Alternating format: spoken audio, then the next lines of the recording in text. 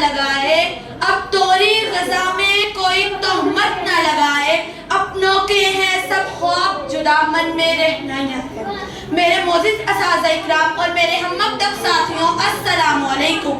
مجھے آج جس موضوع پر لب کشائی کرنے کا موقع ملا ہے اس کا عنوان ہے یوم آزادی۔ جناب صدر، عرض پاک وطن پاکستان یہ میرا اور آپ کا پاکستان ہے۔ یہ پاکستان کلمہ طیبہ کی جاگیر، یہ پاکستان سورہ رحمان کی تفسیر، یہ پاکستان لاکھوں ماؤں بہنوں کی دعاؤں کی تاثیر، یہ پاکستان اقبال اور قائد کے خوابوں کی تعبیر، یہ پاکستان امت مسلمہ کی تصویر، اعلیٰ جان جس کی خواب میں فردوس کی فلائیاں ہیں، لالے گل کی لب کشائیاں صخر و فلک میں مائیاں، اور شمش و قمر ایسا ہے اس میں سلطان ٹیپو کا خون اور سر سید کی نگاہ کا فسون ہے۔ یہ دھوپ چاندنی ہے، یہ پتھر بھی پھول ہے، یہ دھوپ چاندنی ہے، یہ پتھر بھی پھول ہے، کیا جانے سحر کیا میرے خاک وطن میں ہے۔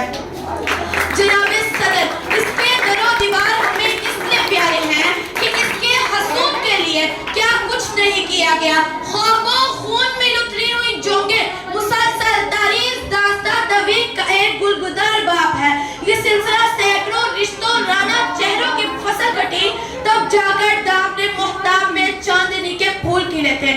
جب شب کی ظلمتوں میں نور پھیلا تھا، تب جا کر کتنی قربانیاں دے کر پایا یہ نام کا جذبہ یہودیوں کی دھجیاں اڑائی۔ جناب صدر، ہم اس وطن کا ایک ایک کونا چمکائیں گے، ہم اس وطن کا ایک ایک ذرہ مہکائیں گے، ہم اس وطن کا ایک ایک ہیٹ لے نہائیں گے۔ جناب صدر، ہم اس وطن کو عظیم سے عظیم بنائیں گے۔ سو کے تعبیر تجھ کو دکھا دیں گے ابھی، سو کے تعبیر تجھ کو دکھا دیں گے ابھی، در سے ہمت سے تیرے نقش اڑا دیں